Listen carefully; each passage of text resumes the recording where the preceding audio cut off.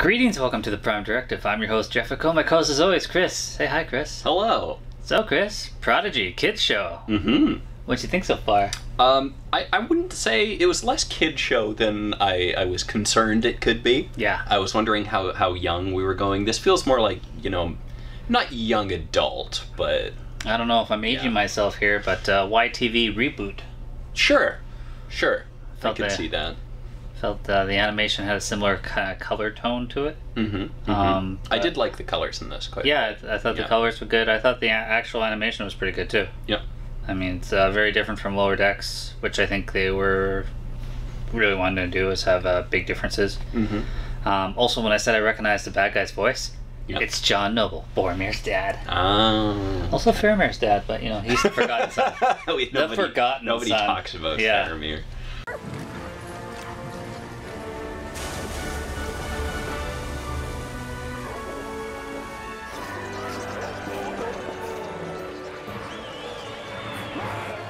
So, Del, just this street rat in the mining colony. yeah, he's got attitude. Yeah. Only one that speaks English, doesn't know what race he is. Very main character syndrome. It's like you can immediately tell who the main characters are in this because they're not wearing full body suits and are colors. And that's it. They were searching for somebody wearing a full body suit. Ooh, but they were also colors. Yeah, it's true. Okay. Fugitive Zero. Yeah. So that's our Medusan. That's pretty cool. I kept thinking Pulaski the whole time. I was just like, it's a female voice. It's an older female voice. It could be Pulaski. Just because, the original series had Pulaski with the Medusans. Yes, there's your association. They were doing a little darker than I was expected with things. Like the Medusan was just like mind-wiping people. And we did get to see that Lurian who was like pushing the thing around. Lurian? Yeah, Morn? The Morn? Oh, yeah, well, we saw Morn. Yeah, we saw the Morn. Like, she mind-wiped the Morn. They're all Morn. And then the Morn was outside as well, pushing the thing around with Doll or whatever. No, I've just never heard you refer to Morn as his race. Oh, the Morn. They're all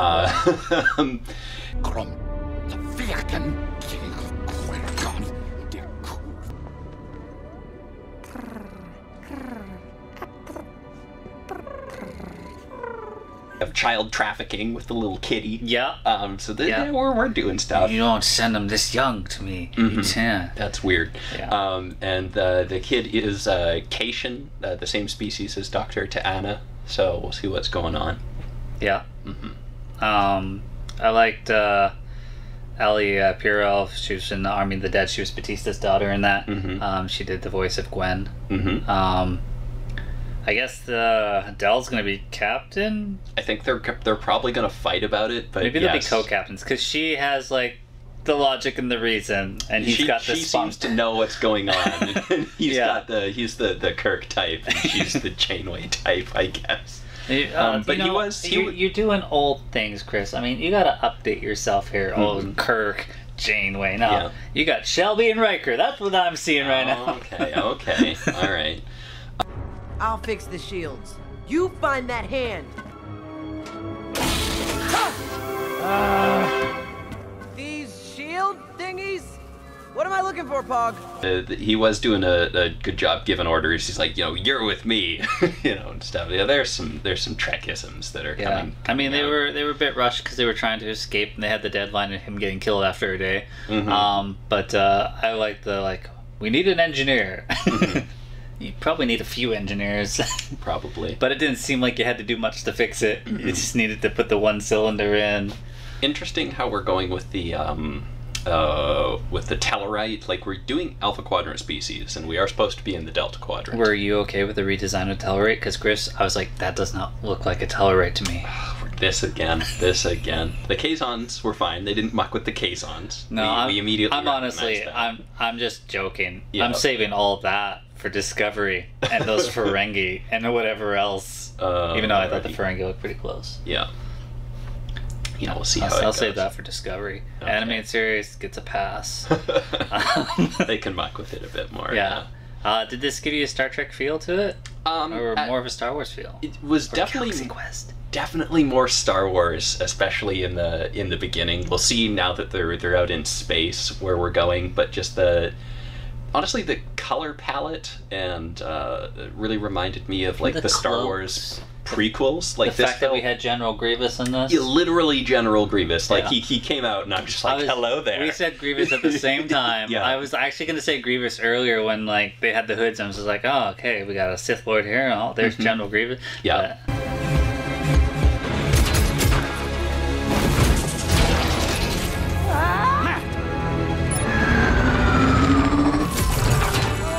This really reminded me of the Star Wars prequels just aesthetically. I really hope it doesn't remind me of the Star Wars prequels from a writing perspective. I do hope it reminds me of the Star Wars prequels from a meme perspective. I would be happy to get some quality memes out of this. I don't know. I think the prequels were better written than the sequels. Yeah. The dialogue was way worse in the prequels. What's more memorable? Does anybody remember the sequels? That's true. Or do they remember the prequels? Definitely more memorable prequels. Lisa remember the prequels. Oh, God. Do we have a Jar Jar? We have a we have a good boy. We got that slug. Yeah. Who he's the weapon. I'm not gonna ask what he pushed the button with. He just sat on the console. That's tactical slug. Activating phasers.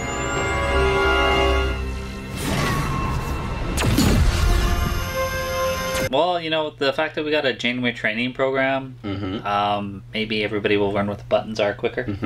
And this is interesting, because you said this was like 5 years after Voyager got back? Yeah, that's what it said. So in a 5-year span, Janeway recorded a holo program, and this ship got built and launched and lost. So how long have we even been looking for this? So this is weird. Yeah, that really is quite weird. But you know what? You said it had transwarp.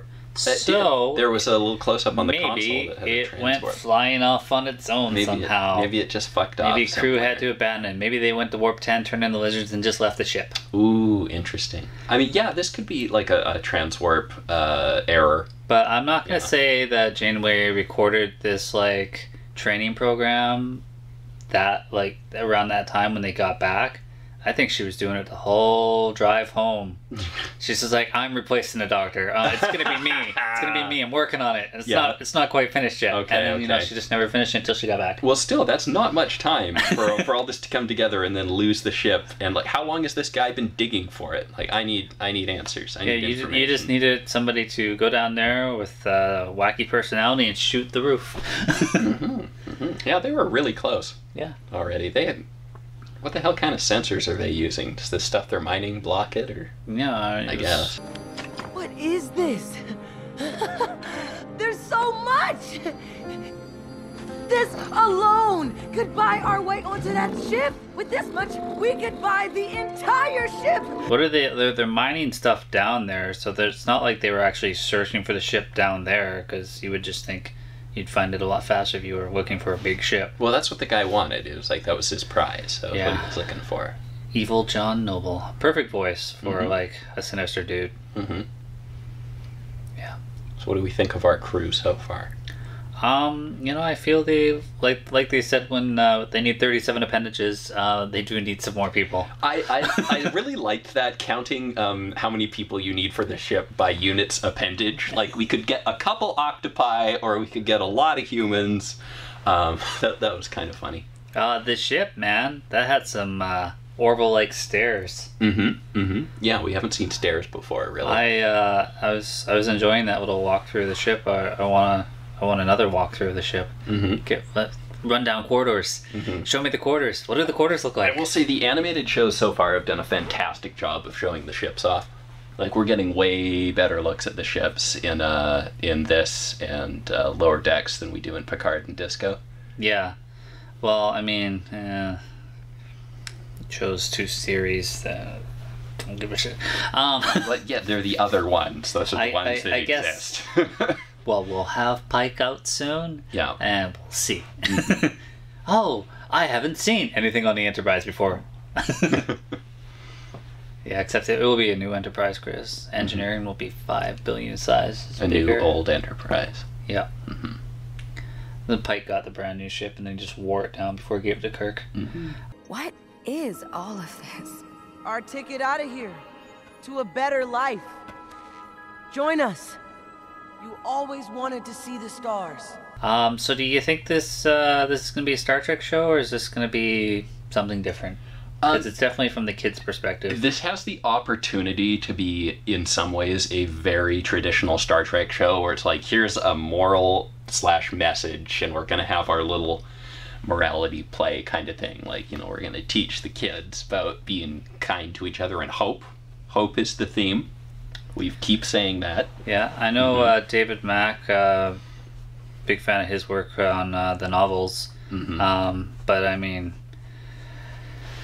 what do you say about the novel writers? I mean, Kristen Veer does Discovery, and I'm just like, her novels might be good, but what they're getting her to do is not working out. So, I mean, they had some great writers on these other Star Trek shows, and the producers kind of like beat them into submission to do whatever they wanted. So I'm hoping. I've heard good things from the writers about how this is going to feel more Star Trek than any of the others. Well, you know, after the massive success, as far as I'm concerned at least, of Lower Decks, I'm certainly willing to give this a chance. Yeah. You know, we'll see where we're at after 3 or 4 episodes. Well, you know, I wasn't bored. It felt like a different kind of show to me, but I was excited to see the ship. And they're gonna explore. And, you know, we're going to get some familiar Delta Quadrant things to it. Hopefully Red Foreman shows up with his time ship again. And we can get a 2-parter there. Yeah, great.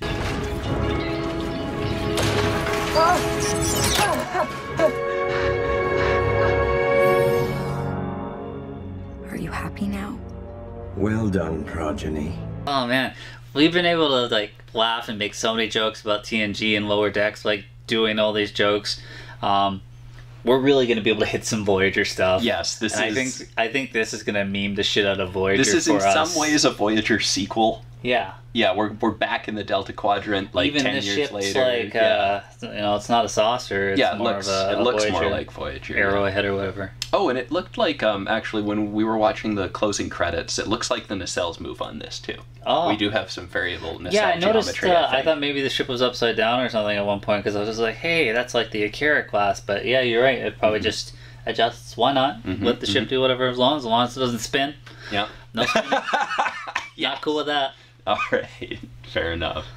Well, yeah, this should be a fun ride. I don't think this is going to be a dreading thing at all. Yes, I don't hate it. I'm not bored. There's definitely some things I'm interested in. There was definitely some dumb stuff. Like, there's no way the kid is holding on to the smooth edge of the ship. Like, when it's flying around at high speeds, that's just not happening. Honestly, but, when I pulled up to your place today, I was just like, is this going to be one of those shows where we have nothing we can talk about? But I don't think it will be. Yeah, it was definitely not as simple as I was worried it would be. Yeah, I'm not showing this to my kids. So they'd be like, what's going on, Daddy? Shut up. I'm trying to watch the show.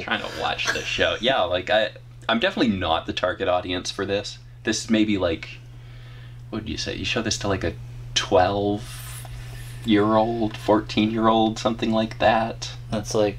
At least above 10. An 11-year-old is grade 6. Yeah. So, like, I was watching TNG and TOS by then, so... I don't know. But yeah, it's a little more complicated than... I think you start your kids on Star Trek as early as you can. Oh, Get them that moral fiber. I have very early memories of just existing in the room with my dad while he was watching TNG. My mom was into Spock, my mom was into Riker. Those are all I remember of her watching it. Understandable. Yeah. Okay. Well, yeah. Well, I'm excited to see where this goes. This was very Star Warsy for the first couple episodes, but we'll see where we move into. Yeah. And show me more. Right on. Well, until next time. Thanks for watching. See ya.